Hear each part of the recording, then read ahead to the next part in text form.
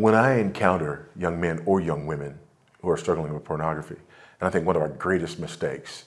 is that we talk about pornography only in terms of young men. There are young women who struggle with pornography, not in the same way, not in the same numbers, but it's real. We live in a pornographic culture. And that's one of the things that makes it very difficult to deal with pornography. We've been so inundated with pornography that we're desensitized to pornography. And that line at which we will say that's pornographic has been drawn so far out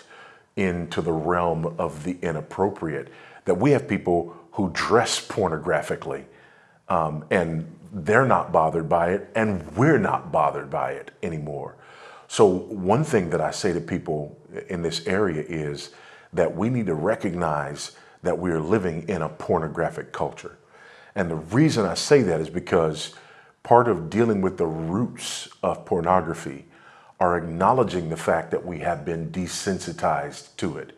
and acknowledging the fact that my problem with pornography, let's say that there's a pornography scale of 1 to 10,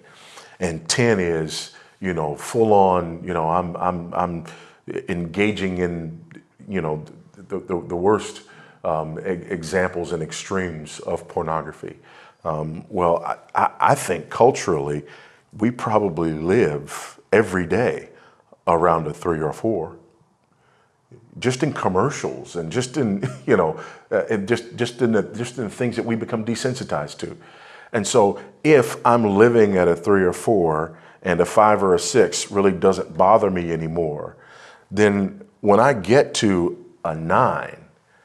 my goal in dealing with somebody who's at a 9 is not to say, come back to a 5 or 6. My goal with them is to say, I want you to recognize not just that this is an issue, but that even those things that are down here in the areas that we're not even bothered by are issues. Not so that the person becomes, you know, just afraid of looking around, but so that the person becomes aware of their need for Christ to cleanse their minds, not just of the website where I'm watching pornographic sex, but also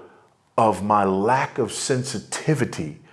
to those everyday examples of pornography that are around me, because to the degree that I go on accepting them and am no longer bothered by them, to that degree, I'm setting myself up so that the leap from that 5 to that 9 is a very short leap. And it's not just so that I won't leap over into the worst of pornography, but it's so that I can understand the dignity inherent in human beings made in the image of God, and how my embrace of a pornographic understanding of my fellow man, my fellow woman, is the embrace of the destruction of their dignity. So that if I see a young woman who is presenting herself in a pornographic way, and that's not bothering me, I've just said something about the dignity of that woman as made in the image of Christ. And until that becomes an issue for me, not in the sense of walking around, you know, sort of with my eyes, you know, blocked off, but in the sense of appropriating God's grace and asking Him to appropriate that grace in me, even at that level. Until I'm there, I'm not really dealing with this issue of pornography. And ultimately, when I come down to it, not only is it that issue of the inherent dignity and value of human beings made in the image of God, the not defrauding my brother and my sister, but also this idolatry of believing that it's okay to use another human being in order to gratify myself in any way, sexual or otherwise. So what I want to do, and I know that's a long way around, but what I want to do when dealing with this issue of pornography is I want to uproot and uncover all of that,